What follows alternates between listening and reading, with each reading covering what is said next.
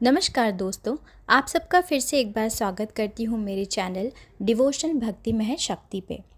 आप सबको महाशिवरात्रि की ढेरों शुभकामनाएं, जिसके लिए हमने एक वीडियो भी बनाया है जो आप मेरे चैनल पे जाके चेक कर सकते हैं।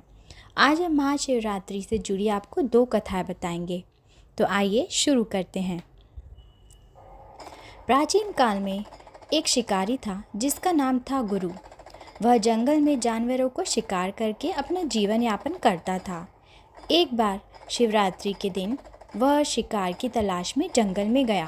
पूरा दिन बीत गया लेकिन उसे कोई शिकार नहीं मिला। भूखा प्यासा शिकारी एक जलाशय के पास एक बेल के पेड़ पर चढ़ गया और रात भर वहीं शिकार की प्रतीक्षा करने लगा। पत्तों से भरपूर बेल के पेड़ के नीचे एक शिवलिंग था जिसका ज्ञान शिकारी को नहीं था। उसने अपने धनुष से तीर तैयार रखा और जैसे ही कोई जानवर आता वह उसे मारने की सोचता। रात भर जागते हुए शिकारी ने अपने जाल को गिरा दिया और बेल के पत्ते तोड़कर शिवलिंग पर फेंक दिए।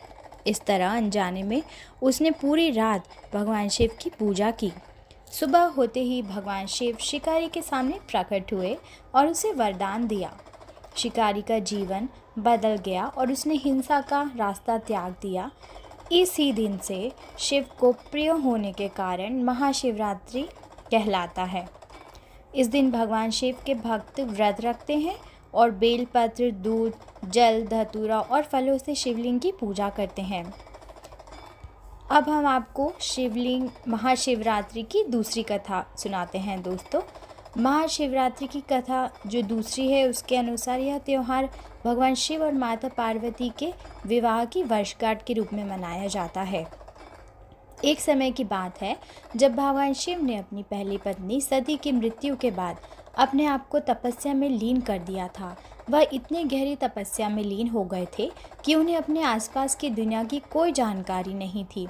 इसी दौरान माता पार्वती ने भगवान शिव को पति के रूप में प्राप्त करने के लिए कठोर तपस्या करनी शुरू कर दी। उसी तपस्या से प्रसन्न होकर भगवान शिव ने उन्हें अपनी पत्नी के रूप में स्वीकार कर लिया। महाशिवरात्रि की रात को भगवान शिव और माता पार्वती का विवाह हुआ था। इसीलिए इस त्यौहार को भगवान शिव और माँ पार्वती के विवाह की वर्षगांठ के रूप में भी मनाया जाता है।